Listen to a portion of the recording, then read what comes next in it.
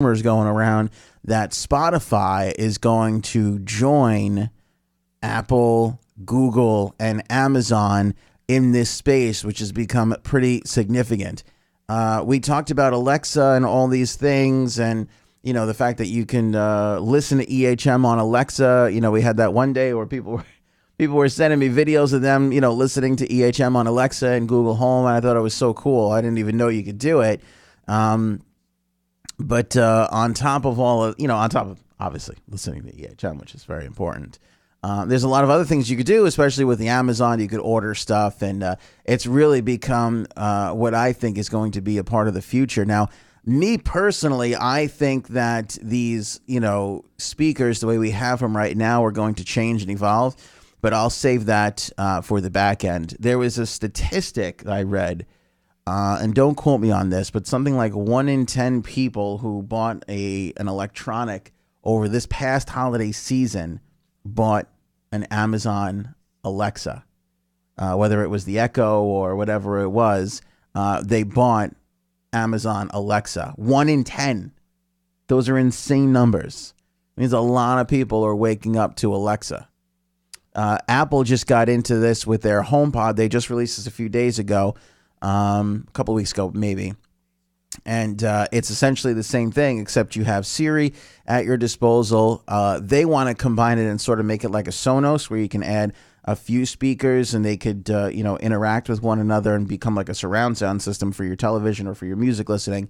But that is not available just yet. That's still to come in a future update as the HomePod enters this category. But now the rumors are that Spotify is going to be jumping into this category. And where this comes from is a story from MacRumors.com, where they're actually hiring or looking for people that are in hardware products.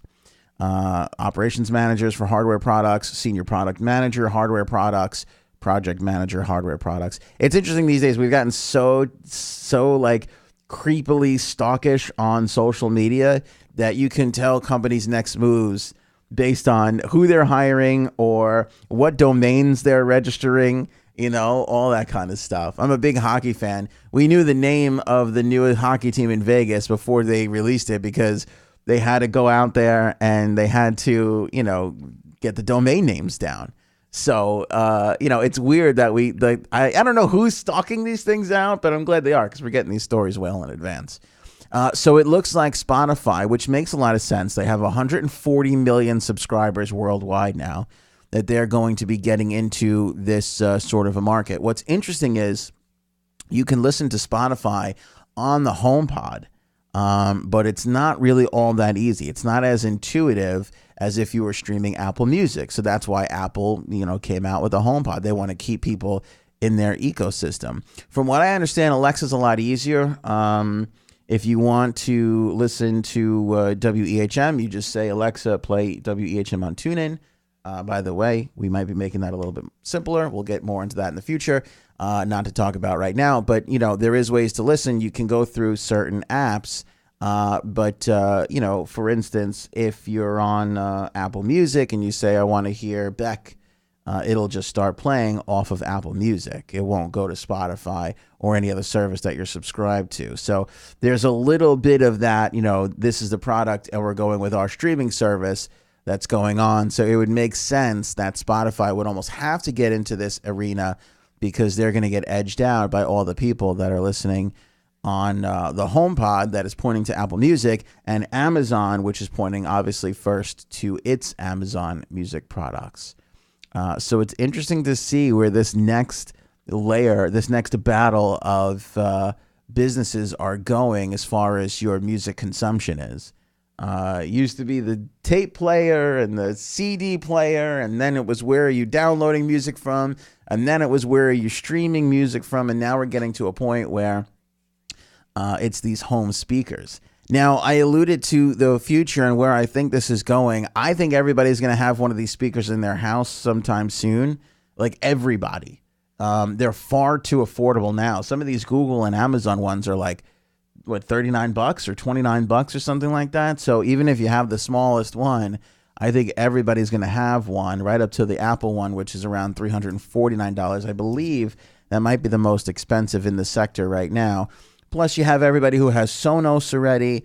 But where I see this going in the future, kind of like all those futuristic movies where you'd walk in and you'd start talking to your apartment or your home, that's where I see this going. I think these little things are great, but I think in the future it's going to be built into your home directly, a little interface in the wall. I'm sure if we got our guys over at Telemark, they're probably already doing this, right? There's probably some already advanced things, but I think it's going to become a lot more sophisticated and a lot more commonplace in the future.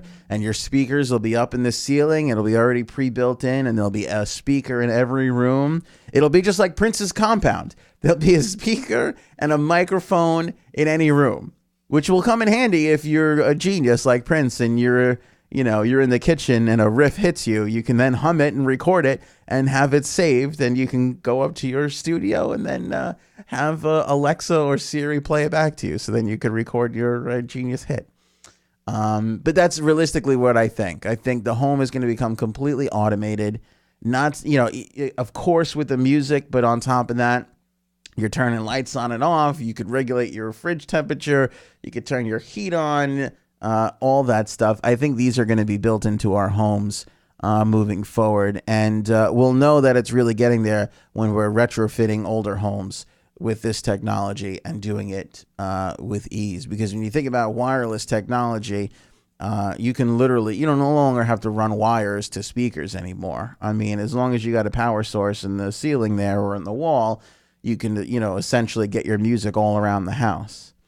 And imagine what that's like. Because as cool as it is to walk into your living room and say, Alexa, play WEHM on TuneIn, imagine the day when you'll be able to say that from any room in the house, which I think is pretty cool. So, not an entirely music story. This is more on the tech and how you listen and consume music. But, we look at all these trends and we see that this is going to be, for all intents and purposes, the next battleground for these giants, Apple, Amazon, Spotify, as they continue to deliver music to us instead of throwing in a cassette tape or a CD player.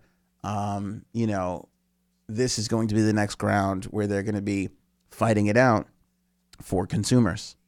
And you'll see next year, Alexa, HomePod, all this stuff, Sonos, it's going to be an even bigger space. You're going to see these things going from page 3 in the circulars to the front cover page, as music consumption is, a pretty big deal.